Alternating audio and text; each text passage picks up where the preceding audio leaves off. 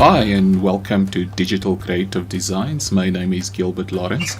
Today I'm going to take you through an edit where I incorporate two specialization panels in Photoshop. The first one is from Retouch Academy, and they are specifically looking at frequency separation using the custom method. And the second one is Lumanzia. Now that panel is more centered around luminosity masks, how to create them, and how by incorporating into your workflow how it can save time.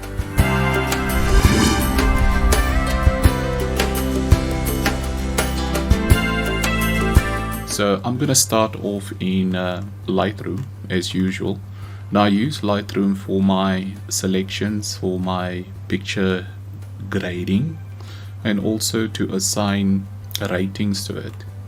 Ratings because you take a lot of pictures sometimes, but you have to work through it selectively by only choosing the best. Now Lightroom is a raw processor for images, which is an industry standard. It is ubiquitous, and almost all photographers are using it. There are other programs like Infinity, Capture One, etc. That's also raw processes. There's also the one from Labs, DxO Labs. It's called Lab 4 something, Photo Lab Studio 4.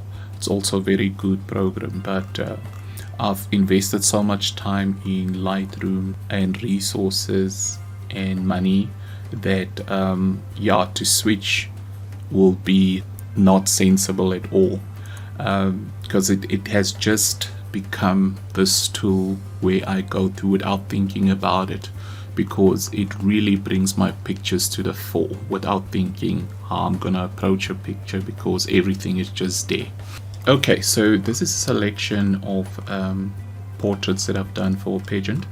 I'm putting out 2 or 3 every second day. So if I start with what I've selected, let me go to this model I've selected. It's 4 images. So you click on the first one and I click on the last one, and then I go into audition mode by clicking N. And once I have them in this sort of horizontal stack, I can look at the expressions, I can look at the angles, I can look at how the light fall on their faces.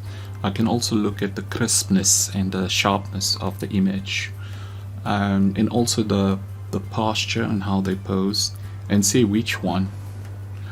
Because photography is sometimes it's usually subjective in most cases, so I go with what I like and the style that I like. As you can see, with some of my style, most of my models will have like a kind of a medium smile on their faces, and some will be a little more serious and toned down a bit, but you'll see as I go along. So I'm gonna select the 2 that I like most, but I start with deselecting the ones that I can trash. Not really trash, but not select. So I'm gonna go with the one at the end. I don't like that one very much. I'm gonna reselect it. So I click Control. So for the one that I don't want, hold on Control and click it, and there the stack, I cascade it basically upward from the bottom. So that's the one. The second one will be this one I don't like, and then the middle one I don't like. Then I end up with these 2. So then I have a visual representation side by side to make my selection better. Then I look at which one is the best for me, so I'll go with the one on the left hand side. So I trash that one, and this is the one I ultimately end up with. Now then I punch into my image by using the zoom tool, and I'm looking at the exposure, the color definition, the vibrance, the brilliance, also looking at what tones can be separated with further to accentuate my image more, and also if I apply the primary adjustment, how it will pop. because my editing style is a bit more contrasty than usual, because light, your eyes are mostly drawn to light areas and contrasty areas, and that's just how we register it. So let me start off with this one. So this is a medium shot. It was shot with a Canon 80D 24 megapixel. So there's enough color definition, and we call it debayering, what has been debayed from the sensor. It's enough for me to work with because it's a raw image. And if you can look at the histogram, it's got a nice spread between light and dark areas, and that is usually noted as a picture's dynamic range. Okay, now in Lightroom it also has this ability where you can literally click on the histogram. See, that's the histogram. The values on the right hand side are your highlights. The ones in between where you can see the primary colors, red, blue and green, these colors here are more focused on your midtones, which will be your more subdued tones in that. And these on your extreme left are your darker areas or your shadows. Now if I can just click and drag it in this area, you will see how it brightens and lightens the dark areas. And whenever you experience clipping, now clipping is when you've moved your values to such an extent where there is no color definition and depth, that's when you're clipping either a mask or a color value. I can also clip on my highlight side, you see, and it registers as a value of red to show that I'm clipping my mask. So clipping means there's no color definition. If you look at the image metadata, there's nothing that registers. It's basically just pure white with no color on your highlight side. So I make sure that my histogram is usually right in the middle, but also bear in mind there is certain lights and speed lights that you've used, studio lights. So the edit has to be done bearing in mind that you want to retain the same feel and ambiance, to that image, with that image. So don't destroy that ambiance that you initially tried to create. So try to always get it right. That's what I'm doing in camera. Then when it comes to post editing, you won't have that much work and you'll retain that ambiance. Okay, so let me start with my initial edit. So this is the basic settings that I've settled for, but before I do that, I'm going to create a virtual copy of this image. Now a virtual copy is for you to work on and yet retain your original. So if you want to come back to it, you still have that original. So all the stuff that I'm working on is virtual copies. Alright, because I never know, I might use it in future. Okay, so now I've done a primary edit here. Look, if I look at the original without the initial adjustment, this is how the image looked like, right? So then to put in a bit more contrast, I then remove some highlights, open the picture up a bit, get rid of that over pronounced shadows, and then I introduce my blacks, and as soon as I do that, you can see my image starts popping a bit. And by doing that, I also introduce a bit of vibrance and saturation to the image. And if it's too much, you can go to a vibrance slider and take it down a bit to get to a more pleasing tone of color. Then this is your warmth, that's the temperature. You can also increase and decrease to get to a nice temperature. And you know, and I always look for feedback while I'm doing that, and some feedback panels are like this. I look at the, you know, my shutter, my ISO, and if you go to your library panel, you get a metadata section, and this metadata comprise your camera information. Oh, this was shot with my 60D, not my 80D. I'm picking it up, it gives me the date and everything, the size, the lens that I use was a 50mm, etc. And yes, so that's the metadata. So that gives me an indication of you know, not deviating too far from my natural colors on the day where the image was captured. I don't deviate too much from it. Okay, so but most of it in general are just what looks great to you, and by using those tools to get to your final vision. That's what's Lightroom about. So this is the basic sort of edit, and I'm pleased with this.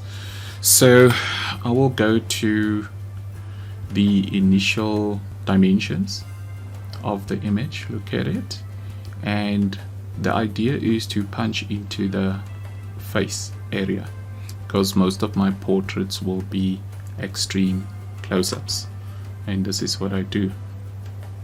And then once I do that, I then go to the 4x5 dimension, 4x5, which is ideal for not only Facebook but for Instagram. Okay, and this is a dimension I've started using recently within the last 2 months or so, because I've realized the presence on Instagram is increasing and it's becoming more popular. So this will be a very popular dimension on Instagram. Okay, I think I'm happy with that. So as I move my cropping around, the image on the left hand side shows me what the final cropping will look like. Okay, also because it's a portrait, I don't really look at discreetly the rules of thirds when doing composition. It's only when I do a profile shot where I look at rules of thirds, and then I give a little bit more leeway in front of my model. But this is, I'm happy with that. So yeah, that's a nice crop for me.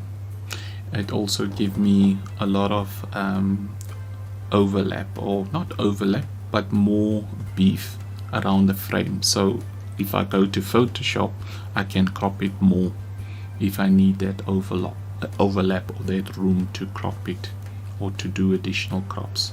So once I'm happy with this, I'll then export my image to Photoshop by clicking Ctrl E, and it will then export this image into Photoshop. And there's Photoshop. Let me just bump it up. Okay, so from here I'll immediately then start creating a duplicate. So that's a duplicate of my image. I've got my 2 layers, and then I will then start I'll then start with fixing any imperfections on the skin. I will look for blemishes, pimples, anything that's not permanently part of the model's skin. I'll try to remove blemishes, patches, bending, pimples, acne, etc. Okay, so this model has got quite a nice skin in general, so I'll look at areas like these. So then I'll go to my new layer tool. I'll create a new layer. What I'll then do, I'll clip the layer to the second layer, which means is whatever changes I'm going to do to the middle layer, whatever changes I'm going to do in the top layer will only be affected on the middle layer. Okay, so here's my spot healing brush. I'll then look at areas like these and then remove all those imperfections, and I just brush it away. And usually I look at the texture and how it flows, and I'll try to maintain that flow on the skin texture depending on what direction it goes. Okay, and just be careful, because the natural texture is what makes the picture more authentic and more natural, right? So do it in such a way where you don't destroy the textures. Okay, so that's what I do. Okay, that's nice. So this is fairly okay. There's no real big skin fixes that I need to do, because the model's got beautiful skin. Alright, so if I'm happy with that, I will then move to my Retouch Academy panel, where I use the custom method of frequency separation. So I'm happy with that. In fact, I did not even have to use the new layer I've created on top, because the fixes I had to do were so minuscule, because I thought then I'll have to go back and do additional fixes, but not. So this is an example for when you're using the top layer. It will register, you see these little blobs on the layer that shows you that you've done a few fixes on the skin, where you get rid of the spots, any pimples, etc. Okay, that's just how I do it. Okay, once I'm done, I can go ahead and merge the layer. That's when I'm confident that I won't need to come back again. Okay, I will then open up my Retouch Academy panel.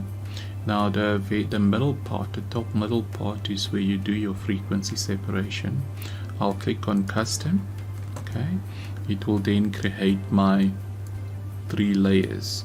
Now the top layer on frequency separation have to do with your textures, and this is where I adjust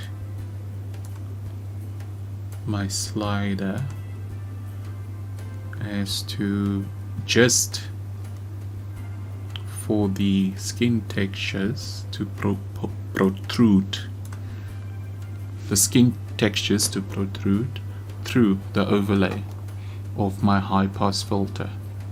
And then I think I'll go for a 3.5. It's nice.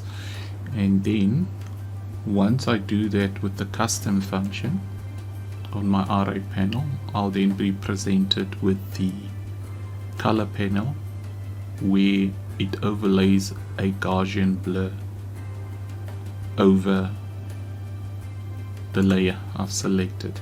Now there's the Gaussian blur. So the idea is to use exactly the same values that I used when I did the high pass filter, right? So with the high pass filter, I selected 3.5 as a value, and now I do the same with the color layer using the Gaussian blur, also 3.5. I've noticed when I use 2 different values, I get this halo, this sort of like misty, glowy look over the skin, and it's not appealing at all. Alright, so then I click OK. Now I need to explain what happened here. It has created the group, and this group has created 4 layers. The bottom layer has to do with your low frequency, right? And the top layer has to do with your high frequencies. Now what does that mean? It means the lower part of your skin if you're looking at the visualizing two layers, like you have your skin, on top of your skin you have your imperfections, you have your bumps, you have your pimples, etc. That is what resides on top of the skin. So just visualize that, to say that your low frequency have to do with your color and your high frequency have to do with your texture. So we're separating those two and we work on each layer independent of the other. Okay, so I'll go to the low frequency, and then when I work on low frequency I usually work with a mixing brush. In fact, that's the best tool when working. And then I'll then deactivate my high frequency layer. And then once you do that, it's not that you're changing the image, it's just an overlay, a representation of the feather between your dark and highlighted areas, and how you can gradually fade between the light and dark areas. The idea when doing your retouching on color is to avoid hard edges between the two colors. If I can just demonstrate that. Say if here's a hard edge between the highlight and the shadow area, I can then go make sure that I'm on my clear layer, my correcting layer, and then I can go and sample an area and fade that across the light and dark area. You see, and I'll get more a sort of like pleasing gradient between my light and dark areas with no harshness. So if the effect, or if the painting of the correction is too pronounced or too obvious and visible or too sensitive, you can go and dial down your load. The load is basically, if you can visualize a paintbrush where you dip the paintbrush into ink, right? So the load represents the amount of ink you will put on the tip of the paintbrush. Now, because I reduced it, I felt that I've dipped my paintbrush too much into the ink. So I'm just reducing that, not to have so much ink on my tip. So that's why I'm reducing the brush. Now the wetness is, once you then take that same paintbrush, apply to the material or the canvas, and you spread it across. That represents the extent or the length at which, with one scoop or one dip of paint, how long it will then last from being opaque to less opaque, if I can call it that way. So it's that fading part from wet to dry. That is what wet is. Okay, and mix is how the colors mix between each other. And then the flow is the number of times that you take that same paintbrush to affect a targeted area. Sometimes you only need to go once over that area with one stroke. Sometimes you need to go 10 times over it. So the lower your flow, the more strokes you will apply. The higher your flow, the less strokes you will apply. I hope that makes sense. So that's just an explanation of the mixing brush. Okay, then I'll even out my color. See, here's also another harsh area. I'll sample my highlights. So you need to visualize, because every image has volume, and the light and the dark areas will either accentuate that volume, bring it to the fore, put more depth into it, and bounce into an image. So make sure you're putting your highlights at the right area. Okay, so as you can see, this image, here's highlights, there's highlights on the nose and on the chin usually, and there's also two separate sets of highlights, top of the eyes, etc., left eye, right eye.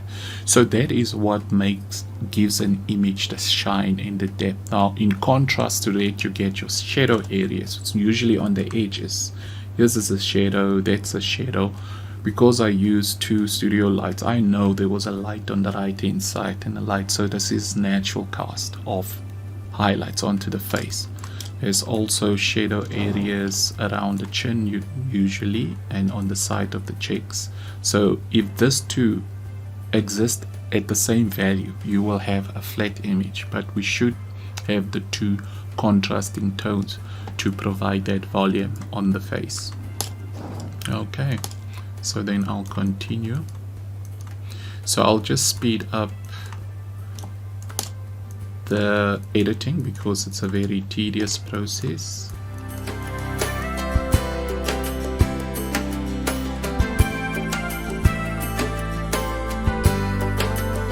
So getting back to my image again, where I've done the color correction,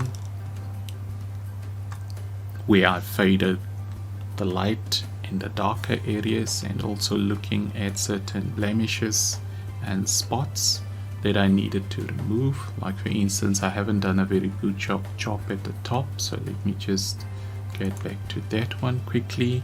Back to my mixing brush, sample the predominant color in this area, and then just mixing it together and avoiding the hard edges. Make it much more seamless between the gradient from light to dark. Okay, beautiful. Now what I've done at the bottom is that I've sampled this highlight here on the left hand side of the forehead, sampled that, and it gave me a shine on the nose, where I applied this light streak on the nose to give the nose much more symmetry and volume. Okay, and on the chin as well, I will sample and just accentuate this lightness here, and then do the opposite with the dark areas and just paint into the highlight to make it stand out a bit and come to the fore. Okay, so I'm happy with that. I then activate my highlight layer, and I'm then presented with the color edit that I just completed. Yes, going over to my next phase of the edit, that will be then focusing on the textures of my image. So the very top layer that has been created is the high frequency layer, and that will then focus on the textures.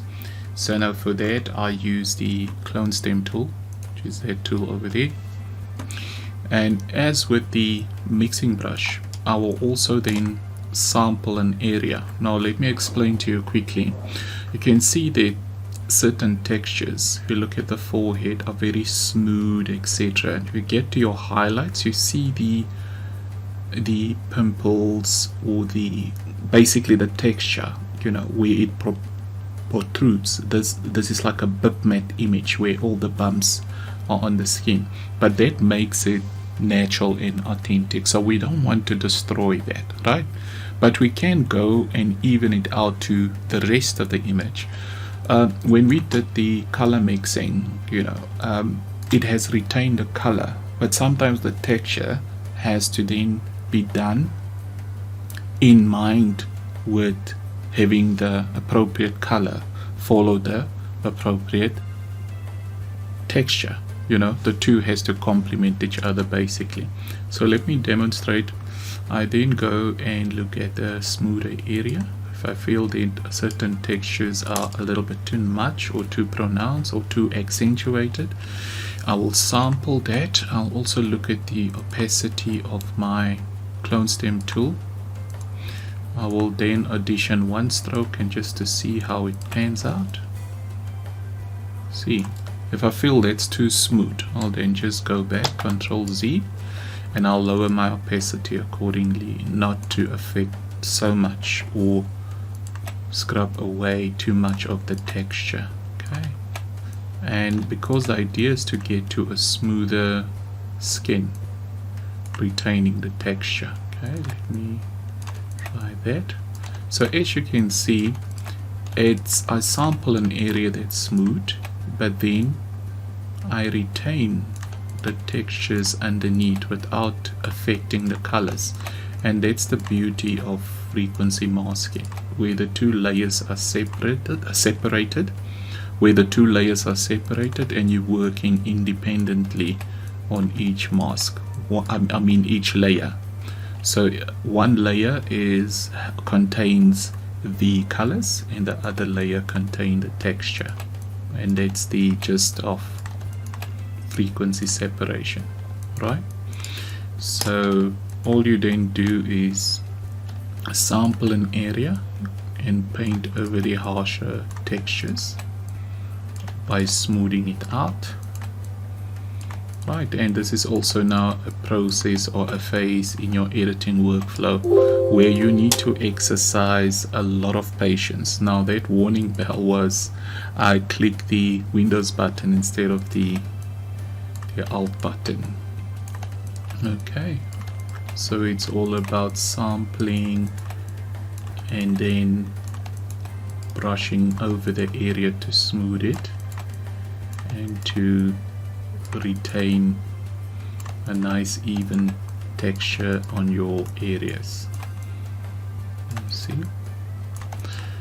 because this particular texture is, if I can call it, very harmonious. I don't get bumps or scratches that sort of like concentrated in one area. That's why I can make my brush a little bit bigger with longer strokes. But when you get to an image that's got a lot of dramatic or accentuated textures, that's when you need to spend a little bit more time, you know, refining and nudging, you know, to your heart's content and where you are happy. But I think each image will then dictate how much time you spend on it by looking at the textures on the skin. So, you know, working on the lines, see where you get to an area that it's much more, you know, where the textures are a little bit denser on the skin and more obvious. I then go with a lower brush and I spend a little bit more time on these areas. Okay, you know what, I have done a mistake here. Let me just undo. I'm just recycling back and I'm using, you see this line over here? Yeah, I'm just going back to a previous state by using Control Z to go back to the previous state, and then I'll try it again. You know, sometimes it is trial and error until to get to your desired results. Okay, now I'm just gonna fast forward because it's a very tedious process, and we'll then continue after I'm done with the smoothing of the skin.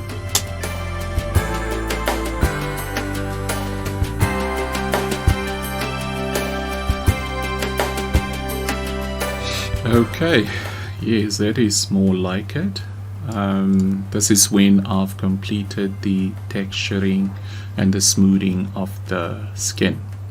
Right, so I then move over to the fourth phase of my edit, and it is to create volume in the face. Now you'll realize that once you've done all your initial and your secondary retouching, you'll realize that it has removed some of the natural shadows and highlights onto the skin, and this is where you want to replace or again just accentuate and introduce the volume into the face. And that's where you move over to the dodging and burning side of it. So that is when you move over to the burning and the dodging side of it, you know, to introduce the volume into the face. Now this is where the second specialization panel is introduced, which is Lumanzia. That's that panel over here in the top right hand side. It's a very useful panel. I've looked at a few tutorials. You can, if you're interested in purchasing this panel. It's useful in the sense that you don't have to, guess whenever you need to create a luminosity mask. And what a luminosity mask does, you have a visual representation of your light and dark areas. If you only want to target specific lighter areas or specific darker areas, this is where the panel comes in. So I'll do more tutorials around that, or videos around that, where I go a bit more into depth about how to use the Lumanzia panel. So this is basically D for dark, M for medium tones, mid tones, and then light for your light areas. Now, once I've done my frequency separation, I can go and create a layer stamp, which is basically an event or an instance where everything I've done is retained in one layer and it's rasterized. Okay, so I'm gonna click on because I want to target the light areas. Okay, but before I do that, let me just go and do a levels adjustment just to bring back that contrast and brightness into my image, so my luminosity mask will be able to better identify my light and dark areas. So again, I can select and merge the top two layers into one, and if I click on my light areas using my luminosity mask, you won't see anything. All it does, it has changed it into a black and white image. Okay, because black and white is a very good visualization method where you can see your lighter and your darker areas better than you would on a chrominance or a chroma or a color image. Okay, so once I'm happy with that, I can then just go, because that's the first level, I can go to the second level. See, so what it does, the second level has now targeted a little bit more of the highlights and separating it more against the shadows, right? So if I'm happy with that, I can start then using level 2. Okay, but be on the safe side. Okay, let me just audition level 3 and see how that looks. Okay, that's too dark, so I think I'll go with level 2 in this instance. Now, besides just creating a luminosity mask for the highlighted areas, you can also do one for the shadow areas, and that's where you would use the dark areas on this side, where the darker areas will then be turned into a white luminosity mask where the dark areas are. Okay, now if I click on to the selection, I can go to the cell button over here, and if I hold down my shift button, you will see it will create a blend if option to have that flexibility of blending your lighter and darker areas by using the blend if properties panel. Okay, so I'm gonna do that. So once I've done that, it is turned into a color image.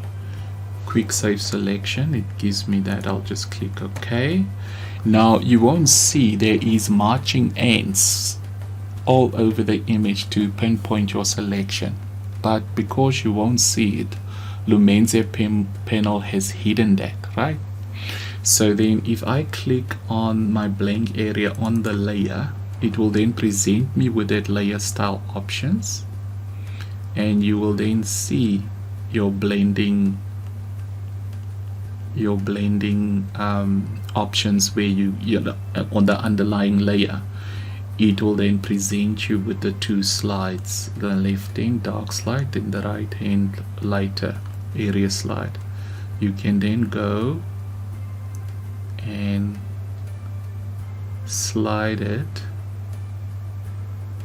you see, and it only affects the areas that Lumanzia has selected for you to affect, right? And at the same time it will create that illusion that your skin is not only highlighted but it's glowing. As I say, healthy skin is glowing. A glowing skin looks healthy. So if I'm happy with that selection, I will then just go and click OK. Right. Alright, that's what it did. I can then go and from my selection I can create another levels curve. Okay, and here, okay, I won't need any feathering. Do not feather. Okay, that's if I don't want any gradual separation between light and dark. I think I'm just gonna go with the default. Okay, and as you can see, it has created that luminosity mask for me, which was part of the first selection. So I don't need to do any guesswork because Lumanzia has done that for me. I can then go back and create another mask. Now I've created another mask based on my previous selection, and here I can have then the privilege or the option to adjust the contrasts based on that same luminosity mask. Okay, and it won't affect the rest of the highlighted areas. Okay, I can even go and use my lasso tool and just select the areas of the face that I want my mask to affect. Okay, and then if I click select and repeat that same. Okay, so for a brief moment you could see that there was only highlighted areas that was selected. Okay, so in this instance, if I then use my curves area, you see it only affects the highlighted areas, and then you can nudge and fine tune it to taste. There you go. I think that's where I'll keep it because I start with my highlights. So that is what luminosity mask does. It's a brilliant panel, and it takes you almost 70% or 80% closer to your objectives. Now I've worked with highlights. Let me just make an example where I work with the shadows. Okay, so I'll go to level 4. Alright, I think that's too dark. Let me try level 3, and then I'll then see what dark areas gets more darker. So then I will then rotate that in order to invert it. Now the opposite, the invert of what I've done is that the dark areas are now targeted.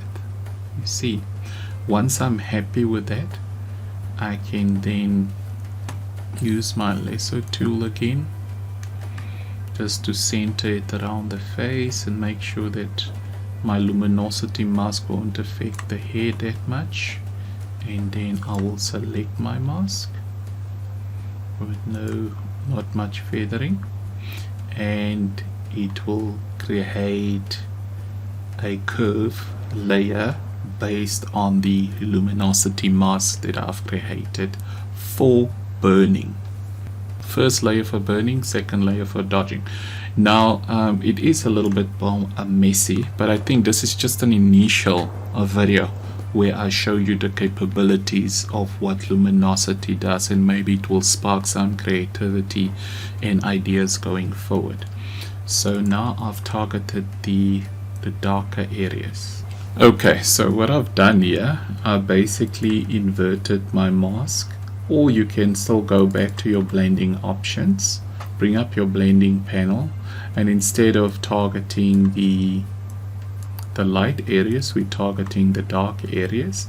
And then I move my second adjustment triangle, split it in two to make that feather a little bit more gradual between your light and dark areas, to create a ramp between your light and dark. So if I move this closer to each other, you'll see there's sort of like a harsher edge between light and dark. But if I split it by pressing my Alt button like this, I then make the transition a little bit more gradual. So if I'm happy, I'll click, and then once I click on my adjustment layer, you will then see how it affects my dark areas or my shadows. Okay, so if I nudge it to a point where it has introduced more volume to the face and I'm happy, I'll then just leave it like that. And that's how luminosity masking is working. Okay, let me try another luminosity mask. Maybe let me try L4, because I'm moving across a wide range and the panel allows you to create as many luminosity masks as you wish. So once I've done that, I can go and audition which area that mask is affecting. You see, you can even make a little bit more finer adjustments. Okay, you can even go and target certain colors on your luminosity mask. So these are your yellows and oranges on the face, and it will only target those areas. Okay, I'm just auditioning each slider to fine-tune that luminosity mask. If I'm happy, I can then go and click select with no feathering, and it has created my luminosity mask based on the areas that I want to target. So let me just go and look at that again. My dark areas, exactly what I wanted. Now, as you can see what it did, it's a very subtle change, but it has given the face more volume. The face is more shapely as well, and it makes for a much pleasing image. Okay, so I'm just gonna go to my selective color adjustment layer and maybe just fine-tune it to taste, because I'm looking at the streaks, highlight streaks in the hair, and I'm going for something more yellowish, because once I use the background color for the image I have in mind, it will then just accentuate and make for a much pleasing tone.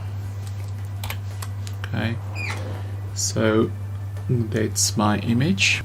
Alright, so after doing my color grade and selective color, this is the color that I'm settling for. So now the next phase will be to add my backdrop. So how I do that, I need to separate my image from current backdrop, because if I use this, you won't see that it's not pure white. It's more like a warmer tone white, which is not the natural white. So I'll create another stem at the very top. I'll then use that to select my subject. If I click on the layer, select subject, it will bring up the selection. After selecting the properties panel, it will only select my subject. Now there's a specific color which I've settled on with my previous models, so I'm going back there, and what I'm gonna do, I'm gonna go to Windows, Arrange, and then 2 up vertical. It will then bring my layers stacked side by side, and then I can go ahead and do my solid color and use my color picker to select the color for my backdrop, and then I can go back to consolidate to get back to my final image. Now there you go. I think that looks much more pleasing. I'll then go and introduce the ambient light against my backdrop to give the impression that the studio lights are falling onto the back of the backdrop, to give against the backdrop, so the overall image will look more atmospheric. A blank layer, I go to my normal brush, I change my flow to maybe 100. I then use a very soft brush, I change my colors to the default white, and then I'll just make one splash of white at the back of her. I'll then go and change the layers blending mode to soft light, and that is what I get. So it makes for a very soft color of light falling on the back. So what I will then do, I will then reduce the opacity of that layer to maybe around about, say, 15 or so, and then you can see that separation between the backdrop and the model. And this is my final edit, side by side with a before and after view. You can see how subdued and unappealing the first image is compared to my final edit that's popping with vibrant colors and nice clean tone and textures to the skin. So thank you for watching, and I'll see you in my next video. Please like and subscribe and hit the notification bell for more videos like these.